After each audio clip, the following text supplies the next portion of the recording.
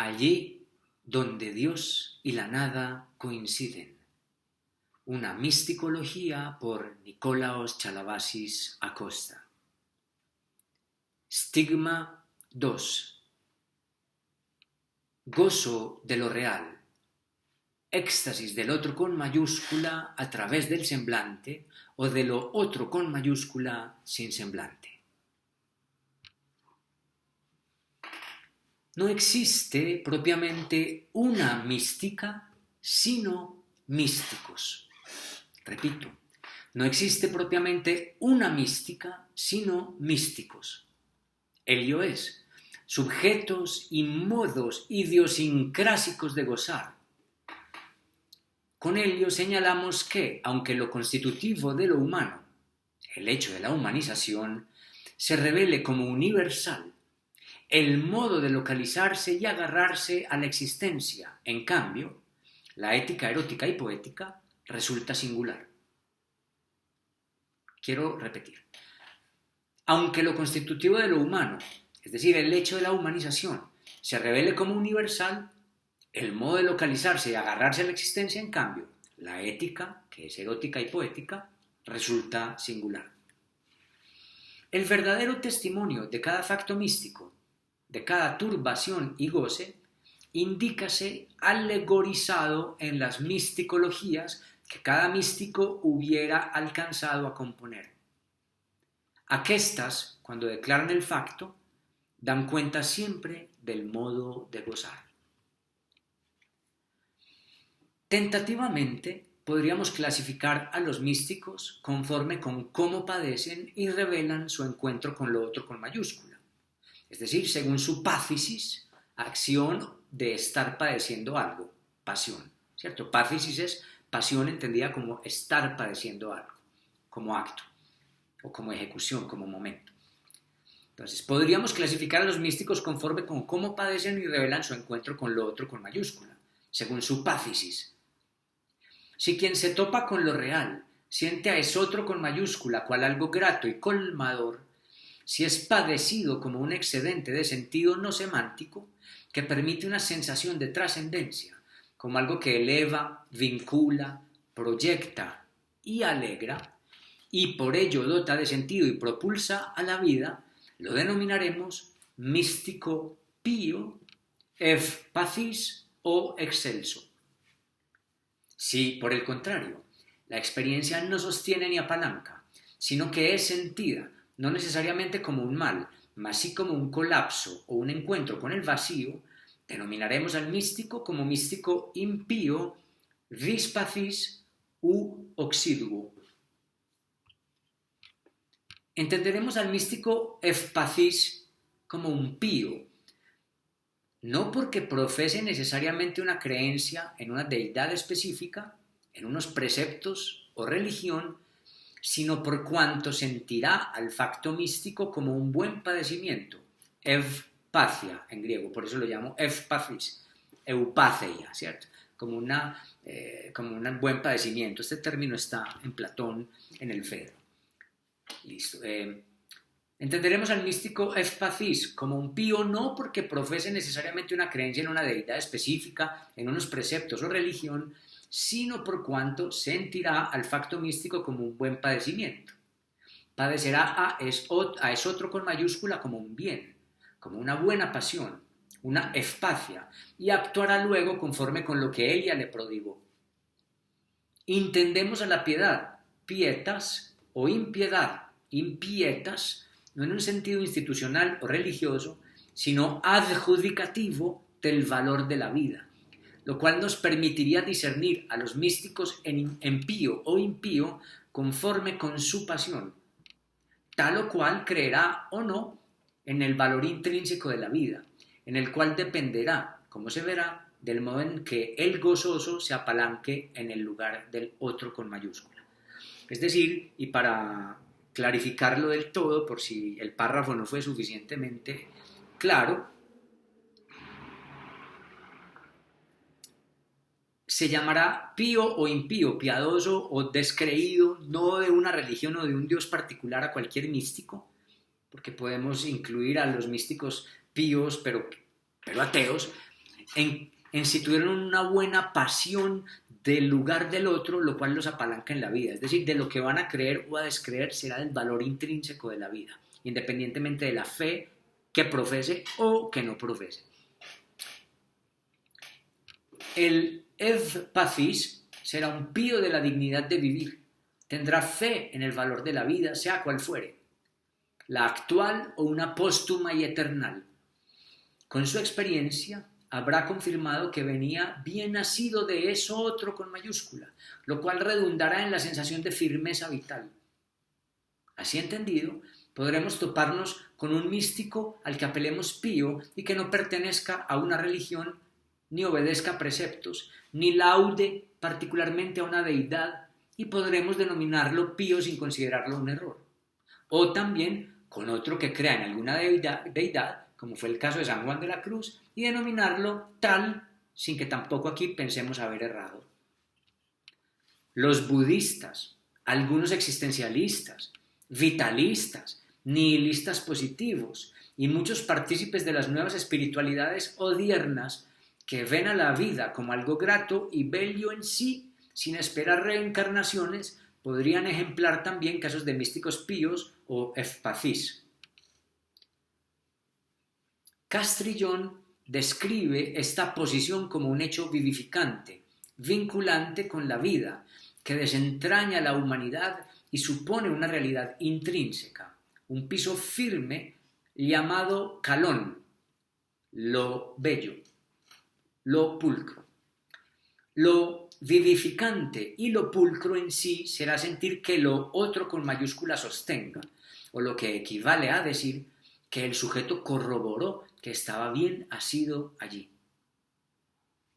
Octavio Paz denomina en El arco y la lira distraído del mundo al místico que corrobora que la vida es firme y por ello se afianza en la vida. Se refiere a él de este modo, comillas: un hombre que se distrae niega el mundo moderno. Al hacerlo, se juega el todo por el todo. Intelectualmente, su decisión no es diversa a la del suicida, por sed de saber qué hay del otro lado de la vida. El distraído se pregunta: ¿qué hay del otro lado de la vigilia y de la razón? La distracción quiere decir atracción por el reverso de este mundo. La voluntad no desaparece, simplemente cambia de dirección. En lugar de servir a los poderes analíticos, les impide que confisquen para sus fines la energía psíquica. Los estados pasivos no son nada más que experiencias de silencio y del vacío, sino de momentos positivos y plenos. Del núcleo del ser salta un chorro de imágenes. Hasta aquí Octavio Paz. En este sentido, el facto místico del Evpathis salva y apalanca porque le permite que lo otro con mayúscula lo esperance en la asequibilidad de un gozo, pudiendo desear la vida con la certeza de que algo necesariamente pulcro lo sostiene, lo atrae y hasta goza de él. Este tipo de místico se afianza y se esperanza en una vida donde solo exista el connubio con lo otro con mayúscula. El otro con mayúscula, entonces, al haberse experimentado como un bien, le revelará al místico una posibilidad erótica de desear ser aquello que él supuso como el deseo del otro con mayúscula. ¿No se atestigua en algunas misticologías algo como aquesto? Hágase tu voluntad y no la mía. Al otro con mayúscula se le presume una voluntad de goce. El místico excelso sería un gozante de lo que presumió como deseo de la otredad radical. Por ejemplo, he intentado ser lo que Dios quiere de mí, alguien probo, lo cual me permitió gozar, pese a mi dignidad de finito, imperfecto y pecador, de su presencia. Aquesta especie de místico reverberará con lo otro con mayúscula. Quisiera colmarlo, obrando conforme con la interpretación que él tiene de aquel deseo o exigencia, deviniendo en el objeto de su propia interpretación ética. objeto de gozo para esotro con mayúscula. Existe, se anunció ya, otra posibilidad mística, la de la experiencia que funde, aquí fundir entendido como hundir, que funde al sujeto en el colapso y no lo apalanca en la vida. Planteamos que el facto místico es la experiencia donde manifiéstase plenamente la crudeza de lo otro con mayúscula, sin óbices, lo cual no implica exclusivamente una anábasis, una ascensión, o anagogía, una conducción hacia arriba, y no tendría por qué conducir únicamente hacia el hiperuráneos topos, es decir, lugar supraceleste descrito por Platón. El tope con esotro con mayúscula, o la disolución del ego que deja a esotro con mayúscula como única presencia pasible, también puede vivirse como una catábasis, como una descensión, que sume en el vithos, en la profundidad. Estimamos la antedicha situación también como un facto místico, pues constitúyese igualmente en un encuentro con lo real que existe. Se verifica un éxtasis, así no coincida con las descripciones y deontologías anagógicas ni soteriológicas de algunas instituciones religiosas. A quien padece el encuentro con lo otro con mayúscula, sintiéndolo como un excedente de sentido semántico, que invalida todo significado semántico ulterior, que constata la pura nada, estimándola como un encuentro con la descomposición y el vacío, podemos denominarlo en esta tentativa clasificatoria como místico impío, dispacis u oxiduo. Empero preguntémonos, si tópicamente el facto se produce en el mismo sitio, en la saturación y mostración plena de lo otro con mayúscula, ¿qué hace que haya unos místicos excelsos y otros oxiduos? Porque muchos refieren un hecho exultante, una efpacia, otros un displacer, dispacia, o hasta tedio, anía y colapso, catarsis. ¿Por qué otros atestiguan un silencio? ¿Por qué unos evidencian a Dios, a lo uno, a la luz pulquérrima, cuando otros atestiguan la nada o la lobreguez? ¿Por qué unos sienten dolorosa su experiencia mientras que otros exultante? ¿Por qué, pese a haberla sentido dolorosa, algunos quisieran repetirla? Acuden a nos los verbos de Kazantzakis en Ascética Salvatores Dei, primero en greco y luego la traducción en castellano. Ídame ton anótato kiklo, ídame ton anótato kiklo, ton strovilizomenon diname, ton kiklo afton ton onomatisame Θεό. Μπορούσαμε να του δώσουμε ό,τι άλλο όνομα θέλαμε. Άβυσσο, μυστήριο, απόλυτο σκοτάδι, απόλυτο φως, ύλη, πνεύμα, τελευταία ελπίδα, τελευταία απελπισία, σιωπή. Μα τον ονοματίζαμε Θεό, γιατί το όνομα τούτο μονάχα ταράζει βαθιά από προαιώνιες αφορμές τα σώθηκά μας. Και η ταραχή τούτη είναι απαραίτητη για να αγγίξουμε σώμα με σώμα, πέρα από τη λογική, τη φοβερή ουσία. Traducción al castellano. Advertimos el ciclo supremo de las fuerzas arremolinadas. A este ciclo lo denominamos Dios, pero pudimos darle cualquier nombre que quisiéramos.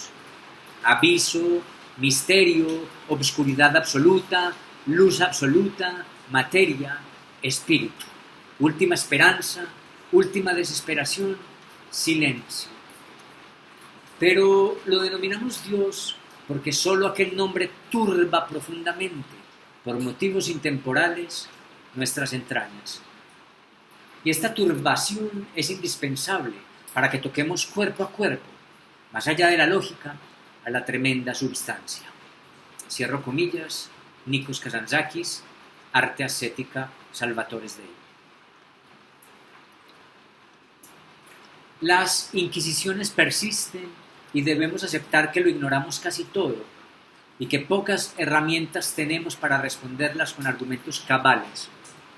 Mas podríamos hoy conjeturar alguna explicación que estaríamos dispuestos a reconsiderar cuando conquistemos otro prisma, escrutando el fenómeno desde el sostenimiento o ausencia de eso que Lacan denominó el registro de lo imaginario.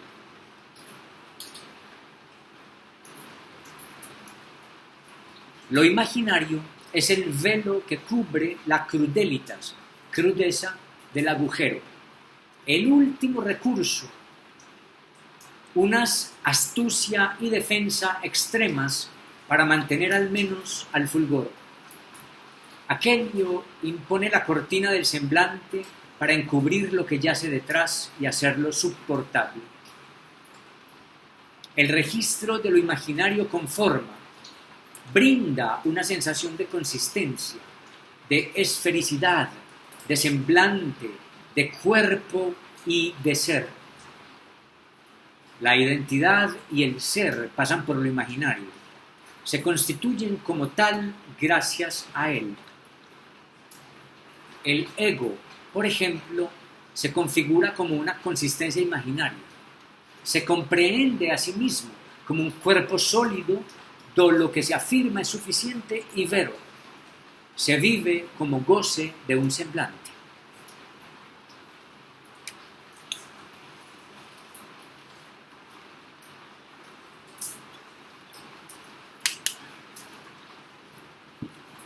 Lo imaginario es también el lugar del que préndese o del que emana como presunción y adjudicación lo pulcro, lo bello, y por lo cual instálase como el destino que señala el alígero Eros. Tal describe Longo en Daphnis y Chloe. Pantos gar udis erota effigen y fevxete, mechris ancalos y que oftalmi vleposin, lo cual traduce,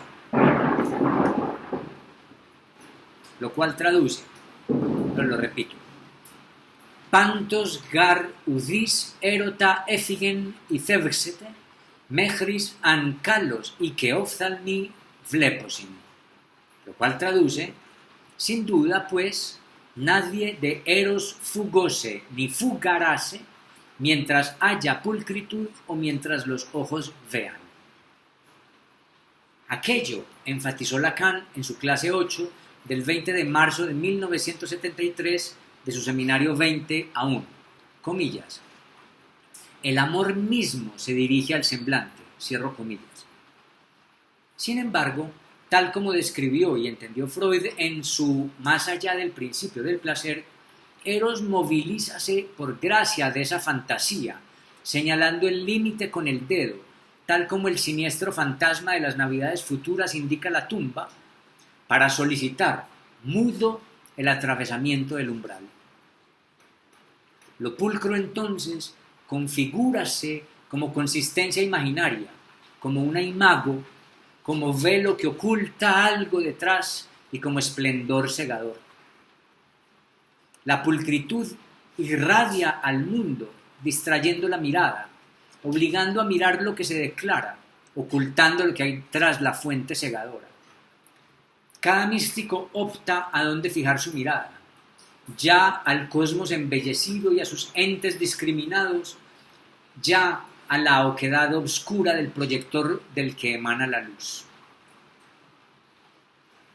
Si bien en los factos místicos el ego es lo primero, diluido y suspenso, no significa aquello que el registro de lo imaginario haya sido plenamente desbancado. Estimamos que en el facto místico, luego de la dilución de lo simbólico ante la preeminencia del agujero, puede quedar sostenido aún el soporte de lo imaginario, velando el vacío, protegiéndolo, más bien protegiendo al sujeto del vacío atroz o atrayente que no podría o no quisiera soportar, con esplendor y pulcritud para poder resistirlo y presumirlo como otro con mayúscula sin falta, como un buen padecimiento.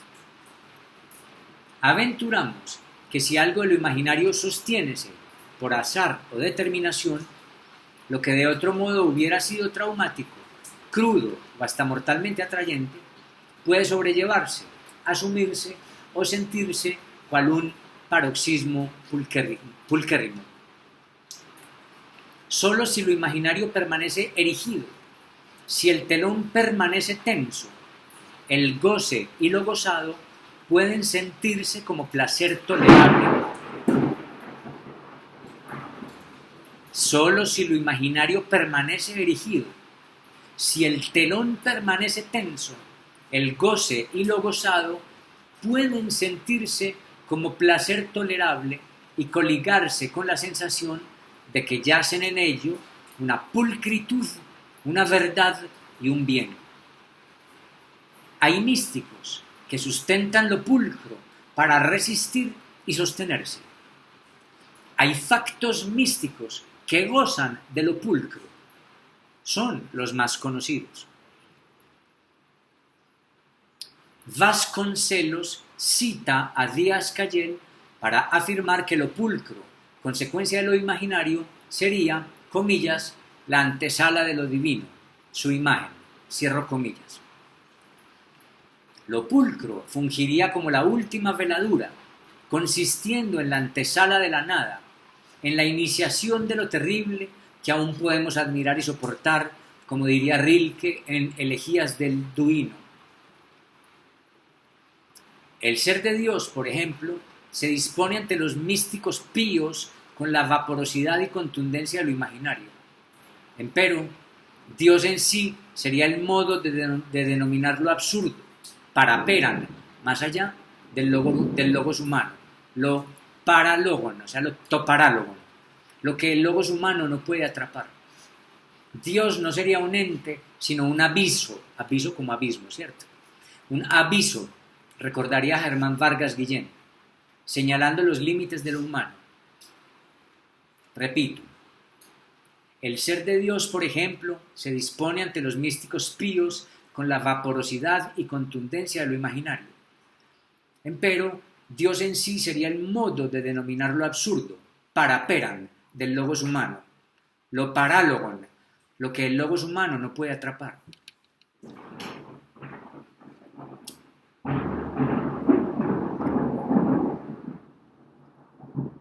Dios no sería un ente, sino un aviso, recordaría Germán Vargas Guillén, señalando los límites de lo humano. De Dios puédese fruir como límite, presunción de plenitud y emanación de un sumo bien. Miller, citado en Delgado, define al semblante como lo que sirve para velar la nada. Al velar el vacío se enturbian la falta y lo real de la marca de la ausencia del otro con mayúscula. Erotízase, sugiérese y embellécese lo que yace detrás. Al padecerse lo pulcro y fulgoroso, se venera al velo en sí como aquello que había de encontrar. Lo bello, pues, con su luz, resulta una elusión del terror o de la desazón que produciría advertir y padecer lo que yace detrás. Con esta veladura se sostiene la consistencia del otro con mayúscula.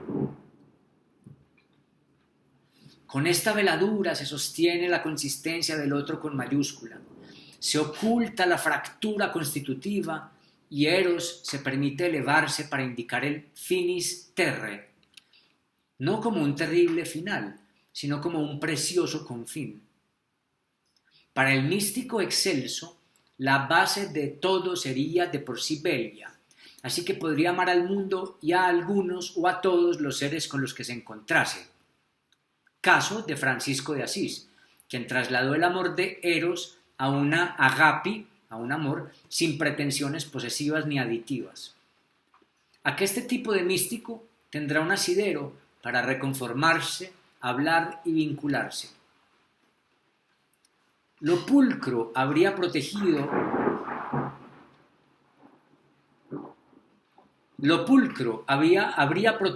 de la lobreguez fulgorosa al efpacés, tal como obran las gafas especiales con las que se mira de frente un eclipse solar del agujero, tornándola en un espectáculo medianamente visible y hasta mirífico. Lo imaginario enceguecerá con su esplendor, para no atestiguar la falta ni el vacío en el otro con mayúscula, permitiendo la presunción de su ser y plenitud. Amamos el ser y la plenitud. Anhelamos que exista realmente ese ser del otro con mayúscula sin falta. Gozamos de los beneficios sensuales de lo imaginario. Lo imaginario estaría allí para que el otro con mayúscula exista, sea como plenitud coruscante. El amor, en últimas, persigue la pulcritud y el ser, lo que equivale a decir que de ellos obtiénese un placer. Amamos lo bello porque nos place y nos permite sentir que la vida es un bien, que estamos acompasados y que la falta en últimas no existe. Con aquella ilusión y levedad conseguimos, medianamente, levitar, me faltó una L. Repito, con aquella ilusión y levedad conseguimos medianamente levitar sobre la mar paciente, creyendo que no caeremos jamás y que no nos ahogaremos. El otro con mayúscula, para el místico Pío, es, y eso lo hace de inmediato, pulcro, bueno, plácido y esplendente, alguien de cualquier disolución del ego. Repito, el otro con mayúscula. El otro con mayúscula, para el místico Pío, es, y eso lo hace de inmediato pulcro, bueno, plácido y esplendente, allende cualquier disolución del ego. Solo con esta pasión, la ausencia del ego se siente como un hecho menor. Los píos padecerían lo real como lo phainon. En griego esto significa lo brillante o coruscante. Como lo mirífico y atrayente. Quedarán subsumidos por la alteridad radical. Serán engullidos por lo pulquérrimo amoroso y coruscante. Por ello, asumirían a posteriori una resuelta dirección, la del phos de. Esto en griego significa ir hacia la luz. Sentirían a la luz como clamor, como llamado. Anhelarían correr hacia la luminiscencia o se sentirían con una vía luminosa durante toda su vida.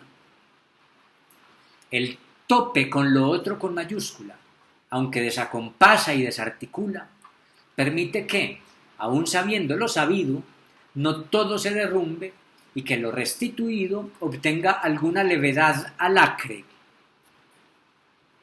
Arboleda y Moreno describen así aquesta condición, comillas. Una vez unido al Espíritu de Dios, el hombre se hace capaz de amar e inicia una vía de divinización marcada por la presencia constante del Creador, la aniquilación del temor y del deseo, en un estado en el que no se espera nada de Dios diferente a su sola presencia. Se practica el olvido de sí y la oración profunda hasta ser transformado por Él en amor, fundamentalmente en amor al prójimo.